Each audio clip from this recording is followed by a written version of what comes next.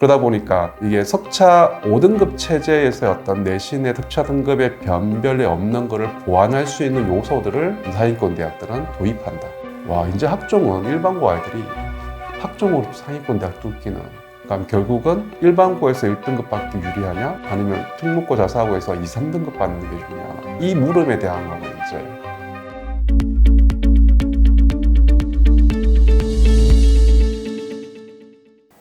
근데 이게 9등급 체제에서는 이 석차 등급이라는 게 변별을 내기 위한 의미가 있지만 5등급 체제가 되면 사실 의미가 없거든. 그래도 그렇지, 다들 지금까지 대학은 다 석차 등급으로 매겼는데 그게 의미가 없다, 말이 되냐 이렇게 얘기할 수도 있는데, 국어, 수학, 나머지 과목들은 석차 5등급 체제로 유지되기 때문에 그 과목을 소인수 애들이 선택했다고 한다면 10%라는 게 자체도 어떻게 보면 1등 해야지만 10% 애들은 어떤 이런 사례도 있을 수가 있기 때문에, 그러니까 이게 5등급 체제가 된다고 한다면 실질적으로 정량평가에 대한 개념이 많이 약해질 거다.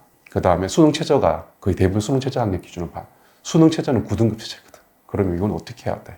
우리 아이를 최상위권 대학을 목표로 한다라고 한다면 이제는 정량적인 평가가 아니라 정성적인 평가에 대해서 우리 아이를 대비를 시켜야 된다.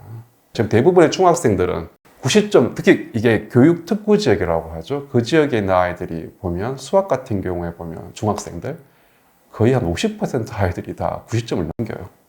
한 학년에 절반 가까운 아이들이 다 90점을 넘겨서 A를 받는단 말이지.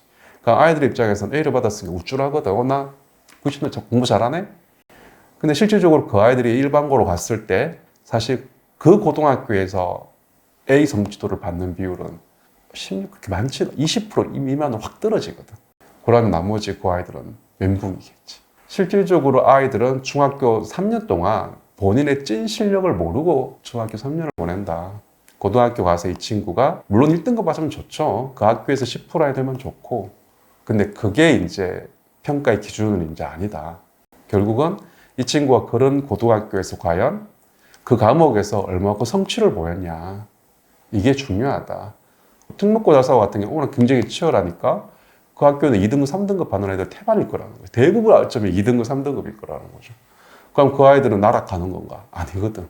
근데 그 아이들이 2등급, 3등급이면 실질적으로 그 학교에 걔가 받은 원점수를 놓고 본다면, 평균 점수와 원점수를 놓고 본다, 또 상황이 완전히 평가가 달라지거든요. 그리고 또 지금 중학생들이 고등학교로 가면 성취도별 학생 비율을 또 공개하기 때문에, 그러면 성취도별 학생 비율이 공개되고 그 과목의 수강자 수가 공개되고 그럼 평균 점수가 나오고 원점수가 나온다고 하면 충분히 이것만 가지고도 아이의 어떤 수준, 학력에 대한 걸 평가할 수 있지만 또 그 밑에 세특이라는 내용도 같이 보기 때문에 이제는 대부분의 대학의 학생부 교과 전형에서 정성평가를 도입할 거기 때문에, 그러면 어느 정도 이 친구가 그 고등학교, 본인이 속한 고등학교에서 얼마만큼 성실히 그 수업에 집중도 있게 참여하면서 뭔가 본인만의 성취를 이루었냐, 이건 충분히 평가할 수 있거든. 그 아이가 일반고든 아니면 특목고 자사고든. 중하위권 대학 같은 경우에는 사실은 일반고 아이들을 많이 뽑았단 말이죠. 어쩔 수 없지. 특목고 자사고 아이들은 중하위권 대학을 지원조차 안 하니까. 그러면 중하위권 대학 입장에서는 우리 일반고에서는 2등급, 3등급이지만 이 친구가 수능 체제를 못 맞출 수도 있잖아. 왜? 수능 공부를 안 했을 테니까. 그럼 이 친구는 수능 체제를 보는 상위권 대학 원서를 못 넣겠지. 그 대표적인 대학이 동국대와 건국대입니다. 동국대, 건국대 학교 추천 전형 같은 경우에는 수능 체제가 없어요. 그러면 그 추천 전형은 거의 찐 일반고 아이들이 지원을 하게 되거든. 그러면 그 합격하는 아이 대부분 1점대 초반, 1점대 중반 이렇게 형성된다고, 그 라인이. 수능 체제가 없으니까. 학생부 종합전형으로 넘어가면 더 심각해져요. 그럼 일반고 아이들, 내가 석차 등급 조금 부족하지만 내가 학교 생활 열심히 해가지고 세특 관리 잘해가지고 뭔가 동아리 활동도 열심히 하는 친구들, 이런 친구들이 그 중하위권 대학에 내신 성적은 좀 부족하지만 그걸로 이제 학종으로 가는 거지. 그러면 이게 9등급 체제에서 5등급 체제 되면 학생부 종합전형 같은 경우에 중하위권 대학 입장에서 과연 뭘로 뽑을까? 왜? 기존의 4등급 아이들이 2등급으로 다 묶여버리거든. 예전에는 4등급 아이들은 꿈도 못 꿨는데, 근데 이 2등급, 3등급이 확 무너졌잖아. 무너지다 보니까 다 2등급으로 묶였다. 그러니까 이제는 어떤 정량적인 평가로 학생들 뽑을 수가 없는 거지.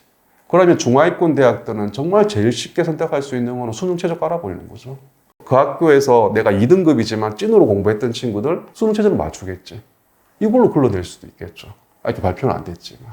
수능 최저도 두겠지만 면접을 비중을 또 높일 수도 있고 여러 가지 장치들을 막 도입을 하겠지. 실질적으로 그러면 특목고 자사고에서도 예전에는 4등급 아이들은 꿈도 못, 상위권 대학 학종으로 지원하는 게 꿈도 못 꾸거든. 근데 걔네들이 5등급 제에서는 2등급 돼버리거든. 그러면 학교에서 차이 나지. 저는 2등급도 이렇게 레인지가 넓으니까. 저 아이는 12%의 2등급, 나는 만약에 34%의 2등급이라 하면 쟤 우수하다는 거 학교에서는 알지. 근데 대학은 모르잖아. 34% 아이가 입학사정관한테 내 열심히 면접 준비해가지고 뚫으면 돼. 그러니까 지원하겠지, 그 아이들이. 그 이전에는 9등급 체제에서는 4등급 아이들이 자기 학교에서 2등급, 3등급 아이들이 서울대, 연대고대 저과에 원서 넣으면 절대로 원서를 못 넣거든. 왜? 학교에서 벌써 숫자로 팍팍 차이 나는 게 딱 눈에 보이니까. 그러면 4등급 아이들 그 학교 절대로 못 넣어. 이제는 그 벽이 완전히 무너지게 된 거야. 그럼 이제 무한 경쟁이 되고요. 이제 학종은 일반고 아이들이 학종으로 상위권 대학 뚫기는 더 어려워졌다. 그러면 어느 고등학교로 가는 게 좋을까요? 네. 자기 실력을 올릴 수 있는 고등학교로 가는 게 유리하겠지. 그러면 본인이 실력을 올릴 수 있는 고등학교를 간다고 한다면 본인도 실력이 있어야겠지. 그냥 단순히 중학교 때 90점을 다 넘겼다고 실력이 있는 건 절대로 아니거든. 벼락치기 하면 다 90점 넘기지. 한 3주에 그냥 계획 잡아가지고 빡세게 해버리면 다 90점 넘긴다. 그건 진짜 실력이 아닌 거지. 이제는 진짜로 중학교 3년이 고등학교 3년의 어떤 본인의 실력을 결정짓는 중요한 3년이 되는 거거든.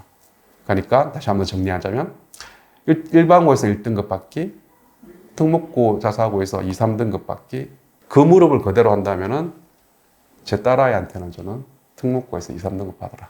이제 그 숫자가 의미가 없다.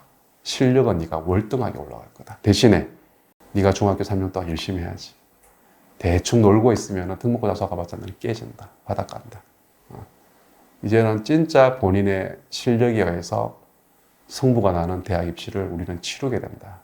그러면 진짜 실력을 키우는 고등학교를 가기 앞서서 너네가 중학교 3년 동안 진짜 실력을 키워라. 그게 정답인 거야.